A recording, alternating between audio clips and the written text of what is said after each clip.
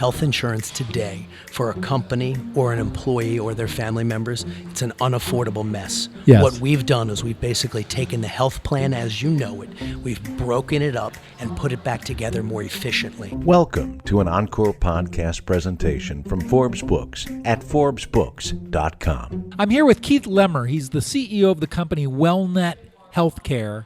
They're at WellNet.com.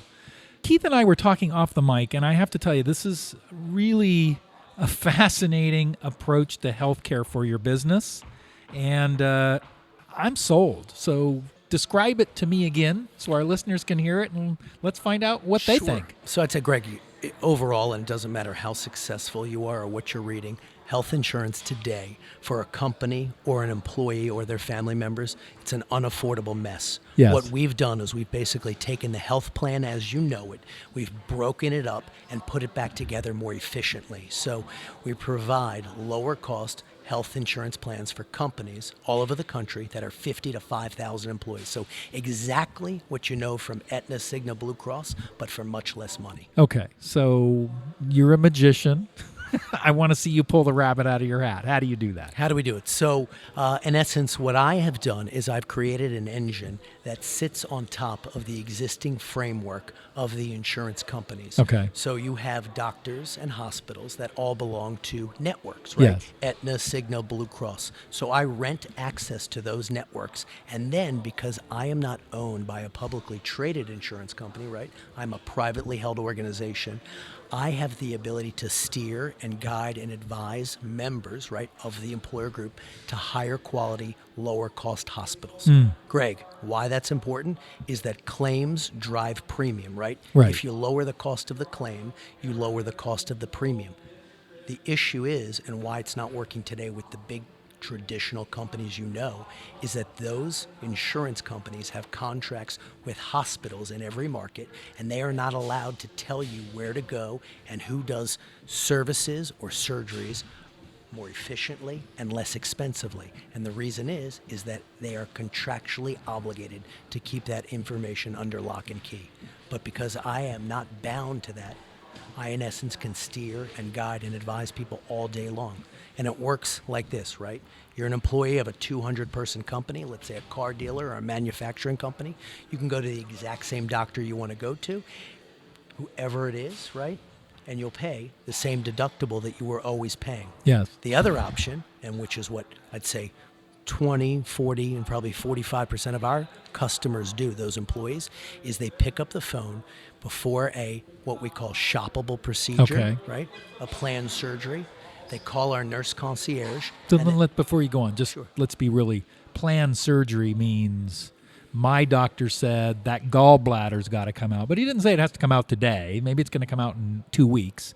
So that's when I call and say, got to get my gallbladder out. Right, a knee surgery, Yes. a wrist surgery, Yes. back surgery. I'm not talking a It's not an emergency. Right, absolutely. If you had a heart attack, take the doctor you got. And the procedures we're talking about, they're shoppable procedures, Yes. planned procedures. And so if the member picks up the telephone, calls our nurse concierge, and says, who does higher quality, lower cost procedures in my neighborhood?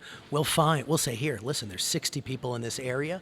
You want somebody that went to Harvard or Penn Medical School, has no complications. We'll drop that 60 down to 15. The 15 may go to 4, and we'll say, listen, here are 4 that are high quality, low cost. If you choose one of these physicians, right, we will waive your deductible entirely. And the reason is, right, the employer once was paying $50,000 for the knee surgery. Right. Now they're paying $25,000, so they just saved $25,000. Right. And now, do you think they're willing to give up another $2,000 for the deductible to have their employee go to that lower cost care?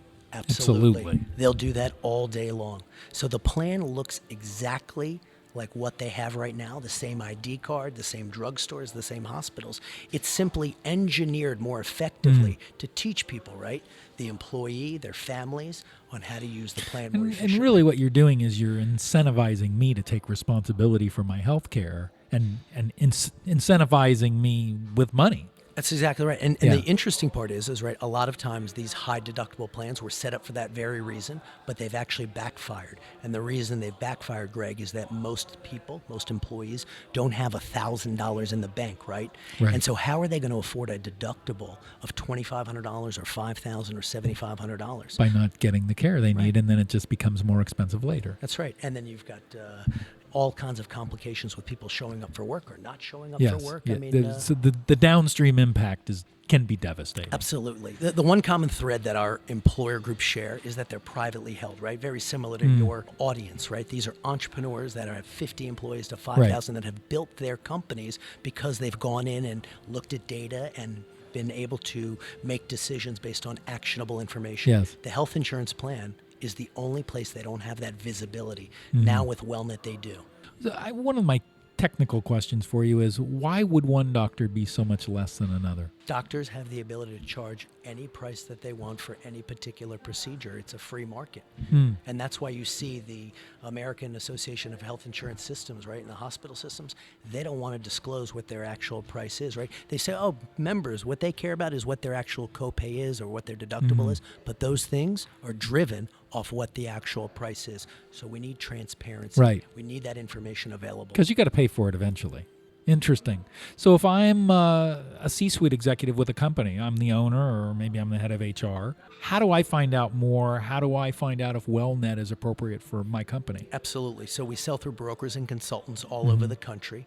We do not sell direct to businesses because the model simply is just not set up Right. that way.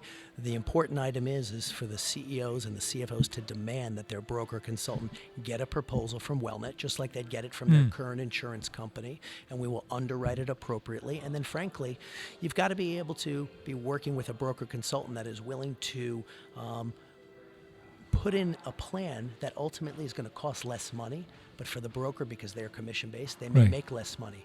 But if the broker is smart, right, they'll use WellNet to keep their client's business, Right. that relationship, or they'll use WellNet to go out and steal broker of records because there's lots of companies that are very happy, brokers and consultants, simply staying with the large insurance companies, right, and increases of 5 to 40% year in and year out. That means they got a 5 to 40% commissionable raise each year. Right.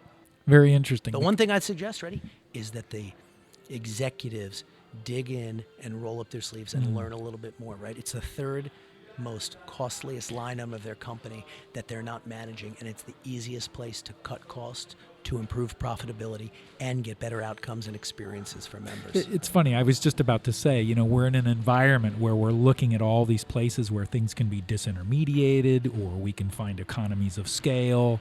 And this is the one thing where I think most business owners think, well, doesn't exist. And Well, it's actually the easiest place that they can dig in, right? It can't be relegated to an HR person Right. only. And HR people we have to work with, right? Yes. The same sandbox, but ultimately, right? They're there to quiet noise in a company. We're talking about finances and member Yes. experience. This is a CEO and CFO's Yeah. opportunity to dig in. Yeah, that's a really good point. And it probably is the one place where you feel helpless to do anything to have a really big impact on the bottom line.